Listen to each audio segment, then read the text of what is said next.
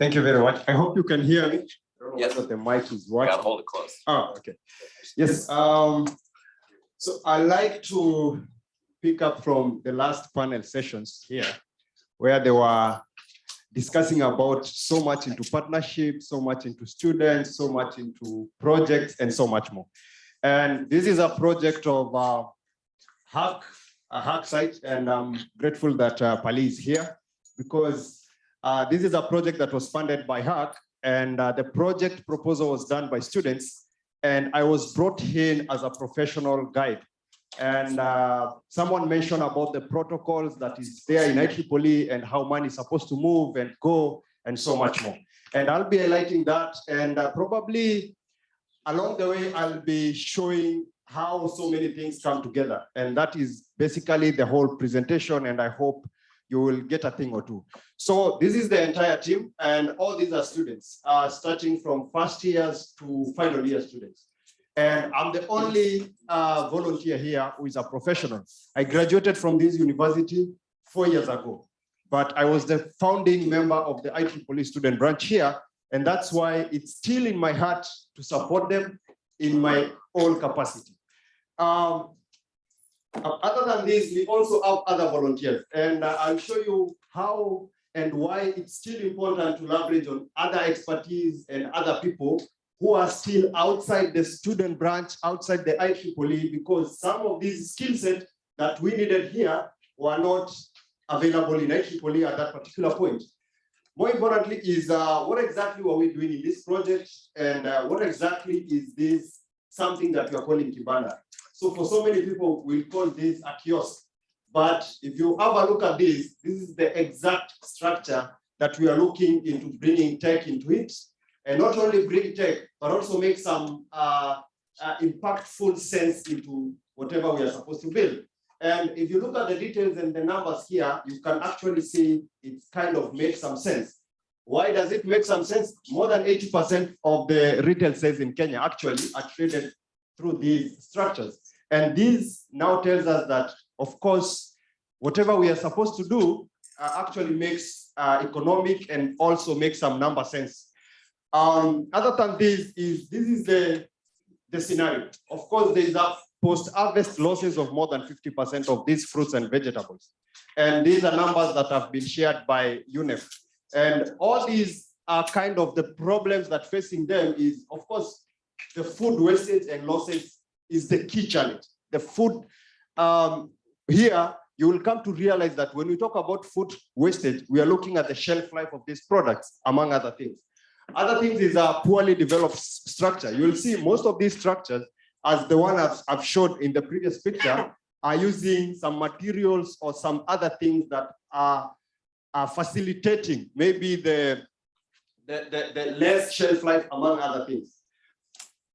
Looking into other challenges and problems that we realize is there's no electricity connection into the facilities or other structures, security problems, poor working conditions, inventory controls, among other things like poor storage and so much more. But now, yes, those are the problems, but now how do you work around this? Because this is not a simple problem as it may seem. And this is, you're looking at a very big animal, and at what point do you now start to dissect it and actually provide a solution into it? And at that point, this was the initial proposal that was tabled to the Hack Site Committee. And the proposal actually highlighted a couple of things. We needed to provide like a lighting solution. And one of the key things was to provide a refrigeration unit. And this refrigeration unit was at least to facilitate the shelf life and make it at least, because most of these produce actually get spoiled in a duration of less than 48 hours. And we thought this would be a very good deal, and then provide a durable structure. When I'm not a mechanical engineer, but the way I translated this was we're supposed to have a very thick kind of a metallic structure, among other things, into our design. Something else is provide a CCTV cameras for security, fanciness, and so much more. And solar powered with lithium ion batteries. And more importantly is this part here. Remember, this project was proposed by engineers.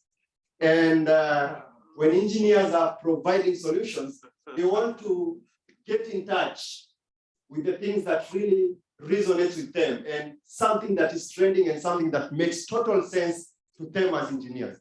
And this was the initial proposal. But maybe before I go to the next slide, this proposal was awarded $5,000 and we were required to make 5 structures. Maybe for the product developers and product designers in the room, you can start to see the kind of stuff now, the kind of challenges we are going to face, because we want an iPhone with a price of Motorola or Nokia 2310. Yes, we want an iPhone 14 with a price of Nokia 2310. I hope you understand what I mean. Yes, we need a very advanced structure, but the cost and even the numbers that we are looking at, the 5 structures, is actually very little budget. Now, this is where now the problem comes in, because from the student level, they had done this proposal and they brought it to me, and I looked at it and I saw some challenges. But again, you don't tell a student, no, this will not work. You just invite them in and then you start the journey. And how did we start the journey? Yeah, I like it. This is how we started the journey. Number one, you have to understand something here very clearly. What is smart to John is not what's smart to Doe. In short, John Doe is one person. But when you try to dissect this person, you realize what is smart to John is not what is smart to Doe. Maybe just to put it into perspective, what is smart in Silicon Valley, what is smart in Kenya is not what is smart in Silicon Valley. And what is smart in Silicon Valley probably is not what is smart in maybe Shanghai, China, or some other place. And how do we now define that problem that we've identified there into something that you can actually pinpoint some problem or just pinpoint some areas where you can focus into? We realize that we need to focus on functionality consideration. We want to look at the structure. We want to talk about power. How do we handle security? And more importantly, sensors in terms of conditioning and storage and refrigeration. And at that particular point, this actually played a key role into this project. For the project managers or anybody who has managed projects, I think this is a key role, PMIs and all that. So at some point, we have a fixed cost here, which is $5,000. We have a 6 months duration. And more importantly, the scope is variable. The scope is varied. But remember, when we tabled this proposal, there was a scope that was already defined. So you don't really want to go below that scope without actually factual justification that you need maybe to reduce the scope or to maintain the scope. And at that, this is the questions that we are asking ourselves in that golden triangle. We are asking ourselves, what actually are we doing? But more importantly, how much does it cost? And when will it be done? But remember, this is not really a problem, because I think, just to mention, is we got an extension of 2 months because of the nature of the project, among other considerations. And then we know exactly what we are doing. But the biggest challenge here is how much does it cost? Just maybe to give you a perspective here is in Kenya, we had an election like 1 month ago. 1 month ago. And this project was 8 months towards the election time.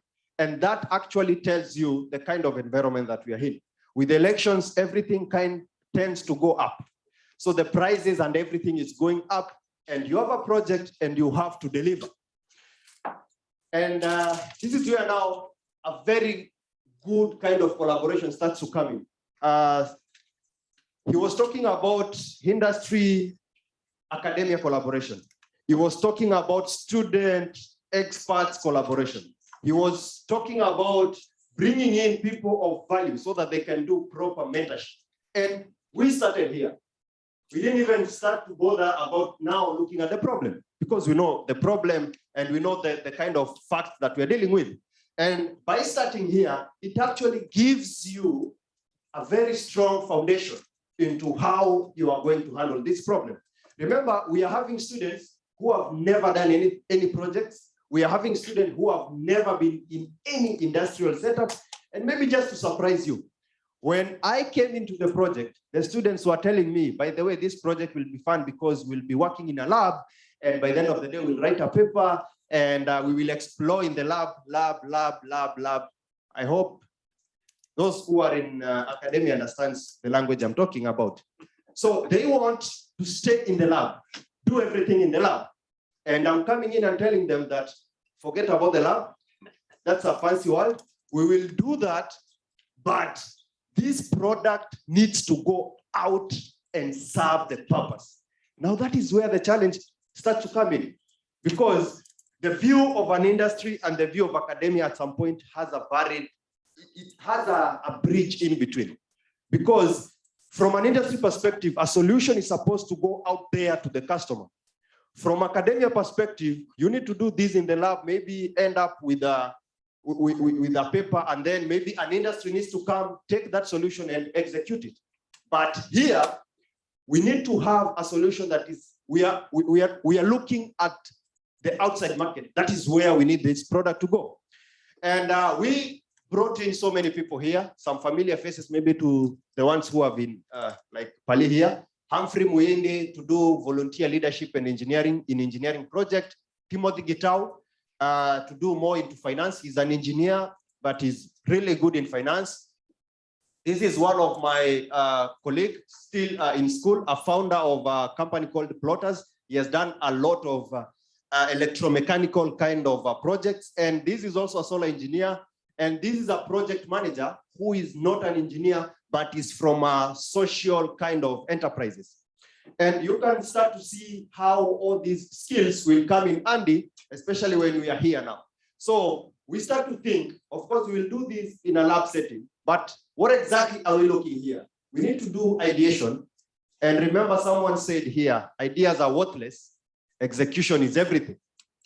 So maybe I will put it in a different way. Idea is the king, but execution is the King Kong. I hope that makes sense. So this is but for you to move from ideation to execution, there's a lot of planning here. And all these workshops were happening in a city called Eldoret, and I'm based in Nairobi. So that is like an hour flight or maybe an 8-hour bus trip. And while I was here, I would spend like 72 hours with this student doing a session of from around 7, 8 a.m. to around 10, 11 at night, because the content is huge. These students need to get the concept of product development, but more importantly, not only read it in theory or go online and get PDFs, but actually we are providing actual solutions to the stuff that we're supposed to work on. Other than that, we finally came up with this solution. And the final solution, I want you to analyze this, and maybe this is just a summary. Of course, there are so many other things, but among the things that we realized is for the refrigeration, of course, the average here is 1 unit was to cost $1,000, including operational costs, logistics, and all that. And if we were to consider the refrigeration set system, one system was costing $600.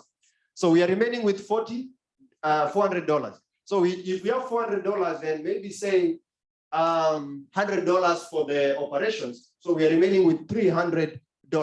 So $300 cannot really give us a structure, cannot give us a solar system, cannot give us a battery system, among other things. And now that is where innovation in product development start to come in.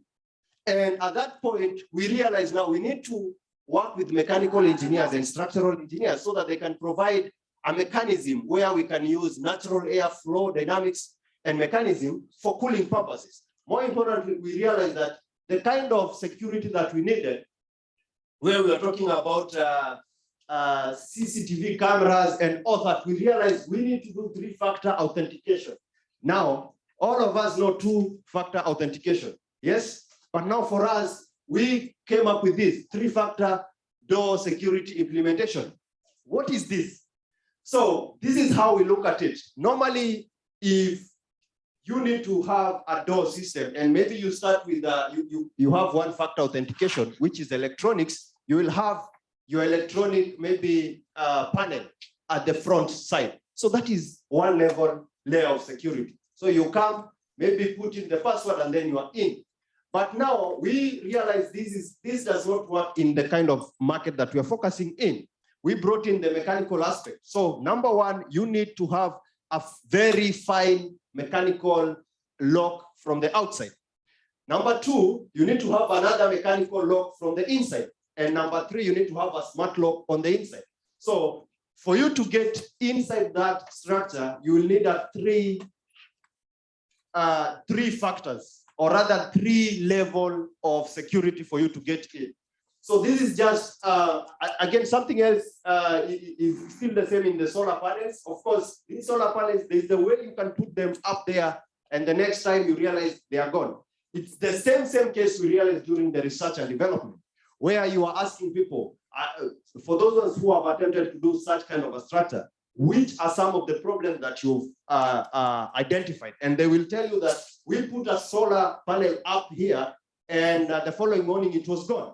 So we realized again, still the same thing, two layers of security. Of course, in the current world, all of us attempted to think electronically and think IoT, think all that, think tracking, but there is always a cheaper way to do security, which is mechanical.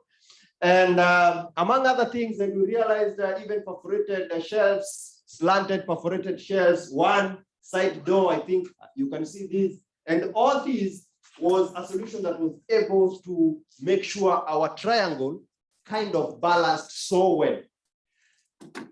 Moving on and changing gears, what were our considerations? Of course, initially, the consideration of the first proposal was to have a very fine project, without really taking into consideration about the cost and so much more. But when we looked at this, we realized budget was something that we really needed to consider. Number two, we realized the smartness level. Remember, these structures that we are building, the target market is not really a formal kind of an employee. It's an informal kind of a market. And this market is dominated by quote unquote illiterate kind of people. People who does not really appreciate iPhone 14. If you give them iPhone 14, they will not really appreciate so much. And then point number three is the user experience. And this is where engineering really brought some controversies, because from an engineering perspective is we need fancy stuff. They need to touch things. They need that kind of experience. And we realized the experience, the user experience in the engineering mind is not the user experience in the user of that particular product. And then the actual pain points. What we thought was our pain points was not actually the actual pain points for these users. These users were not interested in the fancy things. They were not interested in the IoT. They were not interested with all these SMSs and stuff. They were interested in shelf life of their product. If I can sell this product for more than 4 days, I'm good. If I can store them so that I do not need to carry them each and every day while going back at home, I am fine. If I can put them in a shelf and they sit there without really me having to carry them back again in my room, I'm fine. And so much more and so much more. And lastly, it's about sustainability. If we were to add IoT, SMSs, alerts, and so much more into this system, then who was to pay the internet connectivity for the next 5 years? Who was to sustain the SMSs platforms in the next 3 years? And so much more and so much more and so much more. I think my time is over and I will rush in a bit. And now in terms of money, you realize if we were to build this project in a school setup, then it will not really have made economic sense because of the the capital, the skill set that is needed, and more importantly also the kind of machines that are needed. And that's where we look into this sector here. We call it Juakali, or rather informal sector. And other than that, we were able finally to deliver 4 units out of 5.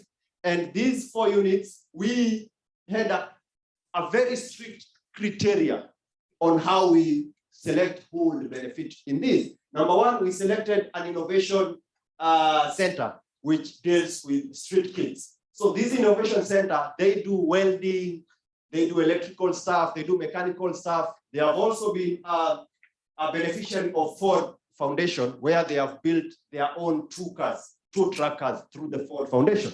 And we realized giving them this structure will actually enhance what they are doing, and they will actually see that, oh, by the way, we can do something out of the kind of skill set that we are learning. The second group was an HIV and AIDS kind of a group, and this group hosts over 75 kids, and they have this small green grocery here, and we thought giving them an additional will actually be a way into the community around, and also supporting them into realizing that, by the way, we need to support these ones who are vulnerable, and also the kids who are there, they can grow seeing the value of engineering in a totally different way. And lastly were the 2 women. And the reason as to why we choose individuals who are women, it's because over 98% of these businesses are being run by women. And lastly,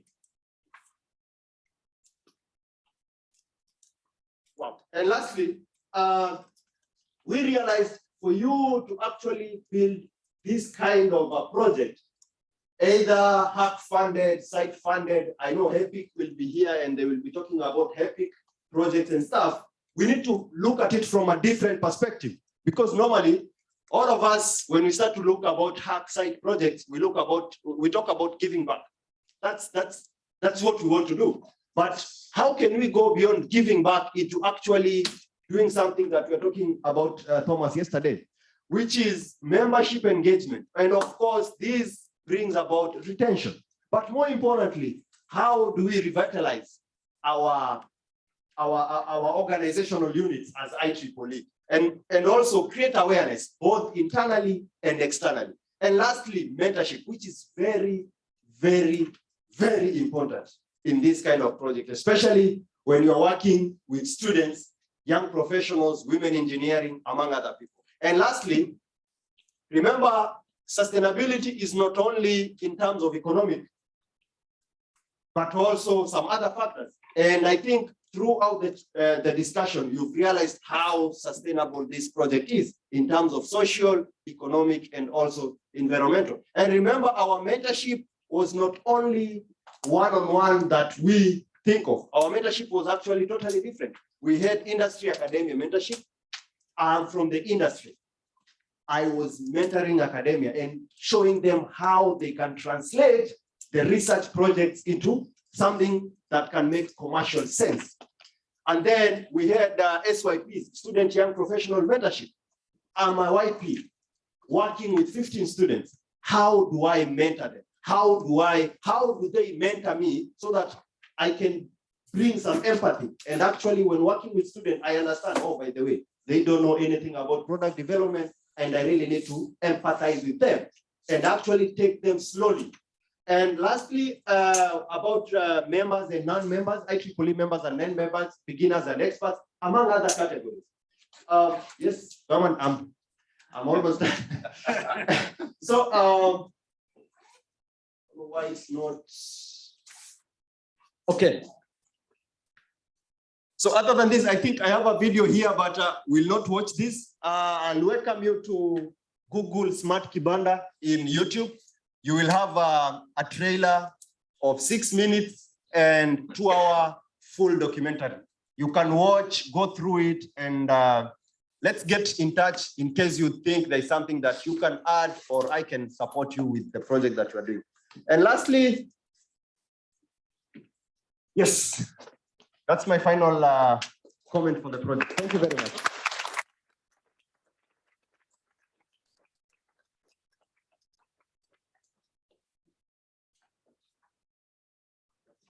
1 minute for questions. Yes. Any questions for him?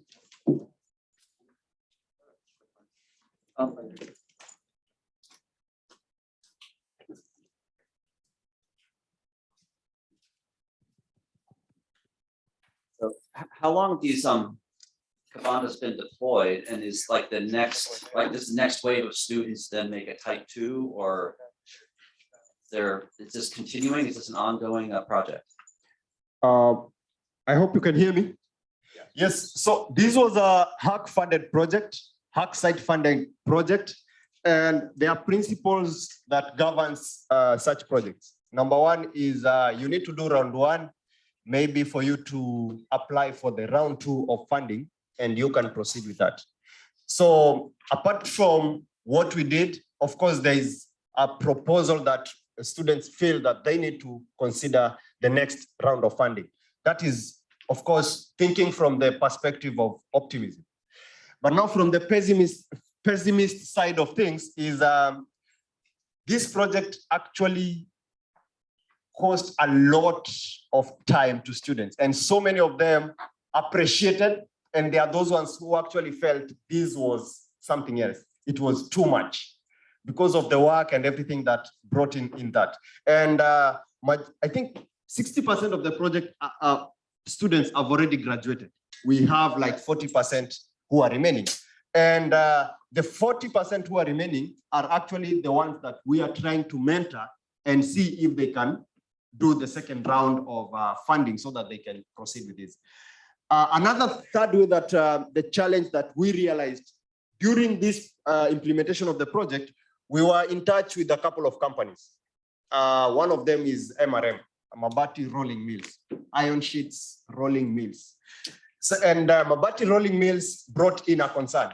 They said, of course, supporting a quote unquote charity kind of a project does not make sense to the industry, because they need to see you are not just giving someone a structure, they need to see how that person pays so that they can build a business around it. So that is also another challenge that we faced, especially with the partners that we were looking into having, so that this project can be sustainable and it can be scaled and also replicated in different other parts of Kenya, not only in Eldoret. Yeah. Thank you. All right, thank you so much for the presentation.